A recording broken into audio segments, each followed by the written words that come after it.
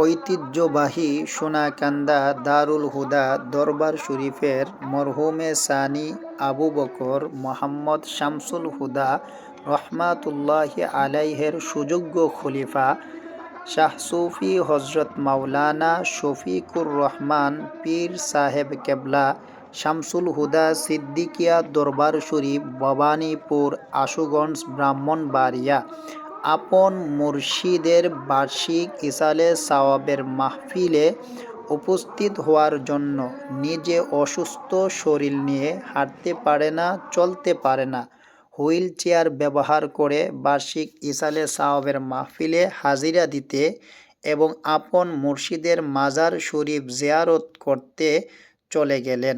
আমরা দেখতে পাচ্ছি যে মাজার শরীফের মধ্যে প্রবেশ করতেছেন, মাজার শরীফ জিয়ারত করবেন। কত বড় আশেক প্রেমিক হলে, ফানা পীর শায়েক হলে এরকম অসুস্থ শরীর নিয়ে হুইল চেয়ার ব্যবহার করে নিজ মুর্শিদের দরবারে চলে যেতে পারে। সুবহানাল্লাহ।